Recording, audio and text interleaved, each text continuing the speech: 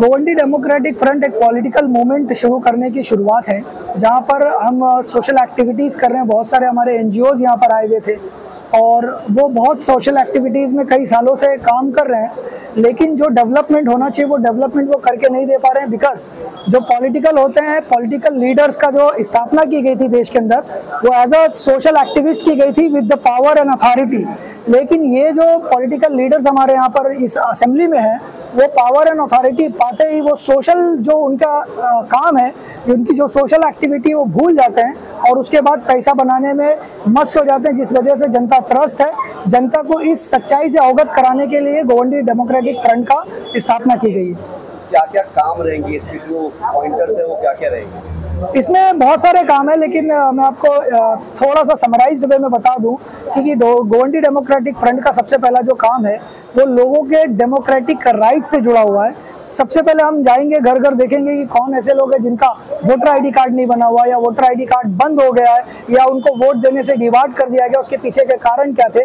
जो भी कानूनी या सलाह उनको लगेगी वो हम उनको फ्री ऑफ कॉस्ट कर देने वाले हैं। दूसरी चीज़, लोगों को ये अवेयर कराएंगे कि आपके एक वोट से कितना फर्क पड़ता है। सरकारें आपके वोट से बन रही हैं, और अगर आपने किसी गलत इंसान को वोट कर दिया सिर्फ आपका वोटर आईडी कार्ड बचाने के लिए, तो आने वाले 5 साल में आपके फ्यूचर पे किस तरह से वो नुकसान पहुंचाते हैं। और तीसरी बहुत इंपॉर्टेंट चीज़ ये है कि लोगों को उनके अधिकार नहीं पता, डेमोक्रेटिक राइट्स के अलावा उनके फंडामेंटल राइट्स वगैरह नहीं पता है, क्योंकि यहाँ का जो बेस है पॉपुलेशन, वो कम पढ़ा लिखा तबका है, और ऐसी बहुत सारी फैमिलीज़ हैं जहाँ पर पहली जनरेशन में जो कॉलेज में जाकर पढ़ रही है। तो ऐसे लोगों को उनके डेमोक्रेटिक राइट्स, फंडामेंटल राइट्स और उनके जो अधिकार हैं, कॉरपोरेटर्स का क्या काम होता है, एमएलए का क्या काम होता है, एमपी का क्या काम होता है, वो काम कर रहे हैं नहीं कर रहे हैं उसको कैसे पता किया जाए, और कहाँ पर उनकी कंप्लेंट करनी तो कंप्लेंट की जाए।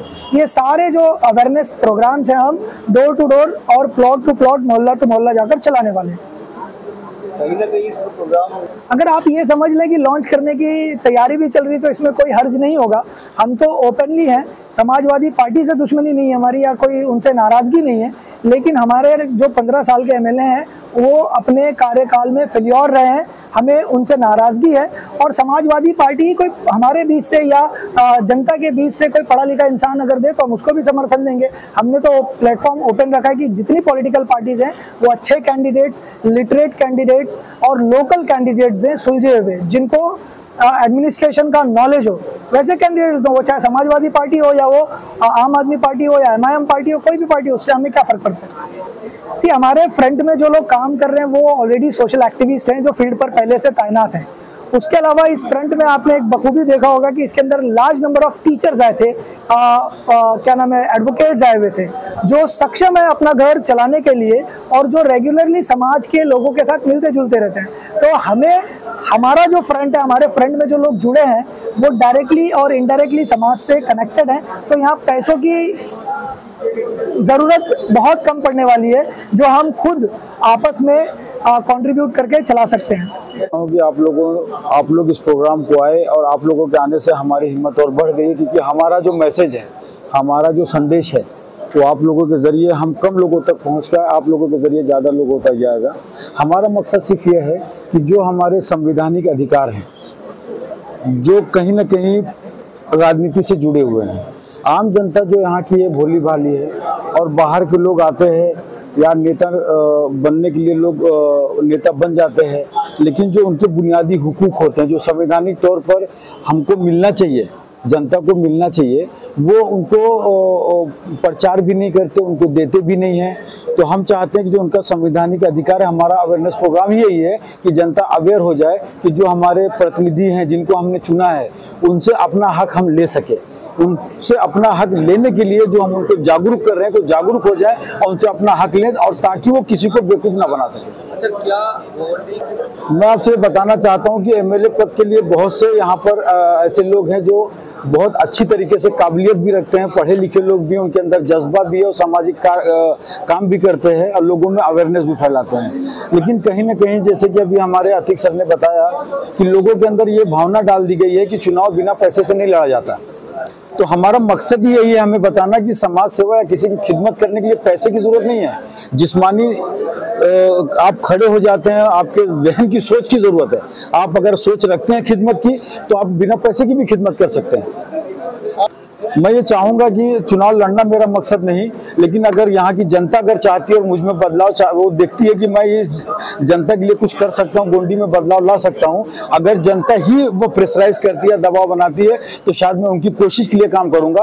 बाकी मेरा कोई ऐसा मकसद नहीं मैं एमएलए या कोई चुनाव में लड़ना चाहूंगा, लेकिन मैं चाहता हूँ कि जनता की जागरूकता के लिए अगर मेरे से जो पैसे खर्च होते हैं मैं करने के लिए तैयार हूँ। उनकी भलाई की मैं आज तन मन धन तीनों चीजों से खड़ा हूँ, लेकिन मेरा कोई मकसद चुनाव से लेना देना नहीं है। इसका जवाब तो पॉलिटिकल पार्टी बेहतर तौर पे दे सकती है कि यहाँ का लोकल नुमाइंदा क्यों नहीं भेजती है। मैं और आप क्या देंगे? क्या यहाँ पे टैलेंट की कमी? यही तो इसी सोच को लेकर और इसीलिए तो ये मंच या एक फ्रंट की बुनियाद डाली जा रही है आज के दिन कि क्यों ऐसा है, क्या हम में टैलेंट की कमी है? बस हम में ये है कि जो एक शो ऑफ था, जो एक क्रिएट किया गया था कि एमएलए के लिए ये एबिलिटी या मीन्स यानी कि एक शो ऑफ चाहिए कि पैसा होना चाहिए और मीन्स जो भी है जो एमिनिटीज़ है वो चाहिए, तो जाहिर सी बात है हम लोग कहीं उसमें पिछड़ रहे हैं इसके लिए। वरना टैलेंट की तो हमारे में भी कहीं कोई कमी नहीं है। आप भी मीन यानी कि यहाँ के लोकल मीडिया को मिलाऊंगा, आप खुद समझ सकते हैं कि आपने कितना टैलेंट है। क्या आपने अगर आप तो थोड़ा सा मीन सोशल एक्टिविटीज़ हैं और आपको उनसे ज़्यादा ही मालूमात होगी और आपके दिल में अगर खुलूस है तो जाहिर सी बात है कि आप भी काम कर सकते हैं, लेकिन आपके पास उसमें एक एबिलिटी अलग चीज़ है, कैपेबिलिटी अलग चीज़ है। आप एबल हैं लेकिन कैपेबल नहीं है। तो यही चीज़ है कि यहाँ के लोग में एबिलिटी बहुत है लेकिन कैपेबिलिटी नहीं होने की वजह से यहाँ पे मीन्स हमारा आमदार जो पार्टीज़ भी जो अवॉइड करती है, इसीलिए यहाँ की पॉलिटिकल पार्टीज़ भी उसको अवॉइड करती है। इसके लिए अब हम लोगों ने ये तय किया है कि अगर कोई पार्टी हमको रिस्पॉन्स नहीं करी तो हम अपने बल पे भी इंडिपेंडेंट तौर पे एमएलए लाने की ताकत ऐसी पैदा करें, ऐसी बनाएं कि हम किसी पार्टी के कोई मोहताज नहीं है कि वो हमारे ऊपर कोई अपना एमएलए ला कर थोपे। उनका जो अब जाहिर सी बात है कि कोई भी पॉलिटिकल पार्टी अगर अपने एमएलएस को टिकट वगैरह देती है तो बहुत सी चीज़ें मीन पार्टी के प्रोटोकॉल रहते हैं, पार्टी के विप्स रहते हैं, कहीं ना कहीं उसकी भी मजबूरी बन जाती है। लेकिन हर विप्स का हर प्रोटोकॉल को गोवंडी के हित के हस्ते कुर्बान करने वाला ऐसा आदमी हमको एमएलए के लिए भी, नगर सेवक के लिए भी, हर मुद्दे पे जो गोवंडी के हित में जो मुद्दा मीन्स कारपोरेशन हो या असेंबली हो वहाँ पे उठा सके, ऐसा आदमी हमारे बीच से चाहिए, चाहे वो पॉलिटिकल पार्टीज देवे या हमको खुद चुनना पड़े। यही हमारी खोज है और इसीलिए इस गोवंडी डेमोक्रेटिक फ्रंट की बुनियाद डाली जा रही है। अब अंजाम उस पर छोड़ दे, आगाज करके देख, भीगे हुए परों से परवास करके देख।